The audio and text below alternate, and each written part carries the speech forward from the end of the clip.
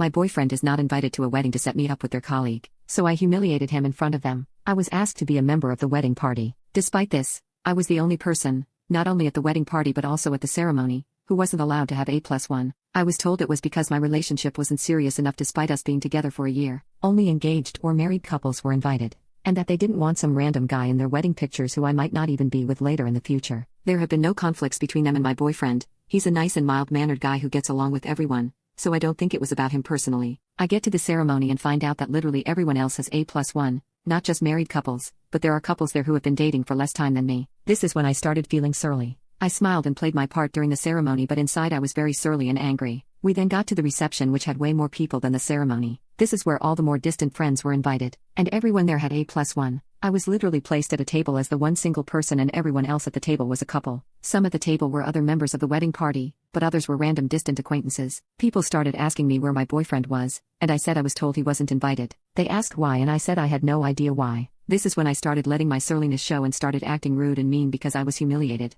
And then, I was brought into conversation with the couple's male friend, Dean. I was previously told that Dean has a crush on me, and I made it clear I wouldn't be interested even if I were single. Even after that, he kept trying to message me and I ignored him. But now the people who brought me into conversation with Dean were standing around staring at us and giggling behind their hands, like they thought they were Cupid matchmakers. Dean was a participant in this. Dean is standing there looking smug, so I already start feeling more angry, because this reminds me of the second grade lunchroom scenario and I'm already imagining how it's going. He started with "Hey beautiful" and I went "What do you want?" in an angry tone. I think he sensed that this wasn't going to go like what he had in his mind, but he continued what he planned out. So he said, "I just wanted to ask you something," and I said, "What?" He went, "There is something wrong with my phone, can you help me fix it?" I said, "I don't know anything about phones, sorry I can't help you," and turned around to go back. And he went, No, what's wrong with my phone is that it doesn't have your number in it." And I just went off, because I already made it clear I was not into whatever this was. I already turned to leave, but he interrupted me leaving and kept going despite it all. I was furious because I was already angry, plus he wasn't paying attention to how I felt or caring about it, so I felt like he deserved what I was going to give to him.